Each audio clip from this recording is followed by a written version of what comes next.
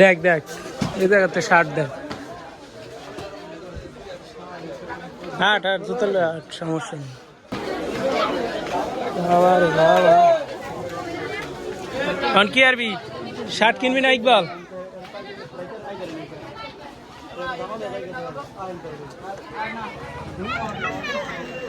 বেটা 80 দেন ঠিক আছে লাস্ট বর্তমান সময়ে জামা কাপড় বা যে পোশাক সামগ্রী যত এর সাথে যত রিলেটেড যত জিনিস আছে এই দোকানগুলি খুবই ভিড় মানে লোকজন হাঁটা যায় না এরকম একটা অবস্থা যে কোনো জায়গার সারা বাংলাদেশের সব জায়গায় একই অবস্থা আজকে আমরা সকালে চলে গিয়েছিলাম শিবচর বাজারে তো ওই শিবচর বাজার থেকে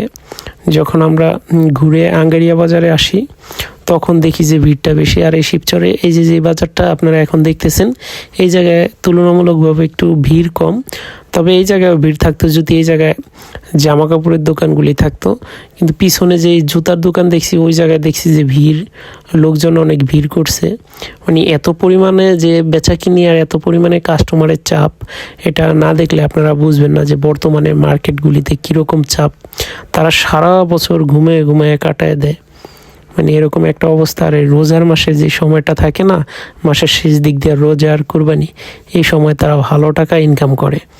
তো এইটা হচ্ছে আমাদের বাংলাদেশের পোশাক শিল্পের ব্যবসায়ীদের জন্য একটা প্লাস পয়েন্ট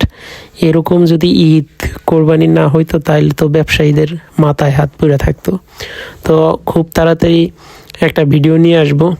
আঙ্গারিয়া বাজার শরীয়তপুর যেই মার্কেটগুলি আছে এই মার্কেটগুলির ভিডিও কয়েকটা ধাপে ধাপে কয়েকটা ভিডিও দেওয়ার চেষ্টা করব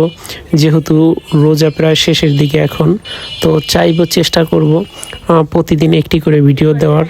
তো আপনারা যারা যারা আমার ভিডিওগুলি দেখেন ভিডিওগুলি ভালো লাগে অবশ্যই আমার চ্যানেলে আপনারা সব সময় যুক্ত থাকবেন তাহলে দেখতে পাবেন যে বা হাট বাজারের ভিডিওগুলি এখন করব যেহেতু এখন এই ভিডিওগুলি করা যাবে তো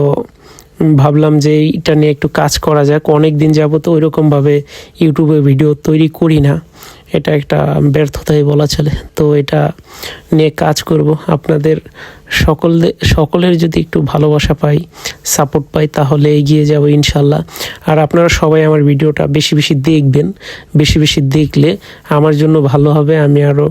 আগ্রহ সহকারে আরও ভিডিও তৈরি করতে পারবো আপনাদের জন্য এই জন্য সকলকে বলি যে আপনারা সবাই বেশি বেশি আমার ভিডিওগুলি দেখেন আমার ওয়াচ টাইম পূরণ হতে আর কিছু সময় লাগবে শরীয়তপুরের অবস্থা শরীয়তপুরের শহরের জ্যাম আর জ্যাম এই যে ওই পাশে এই পাশে এরকমই একটা অবস্থা এই যে গাড়ি যেতেছে প্রচুর জ্যাম লাগে যে ঢাকা গুলিস্তান হয়ে পড়ছে মানে এরকম একটা অবস্থা আর ওই পাশে তো আছে জ্যাম তো আরও লাগিয়া রয়েছে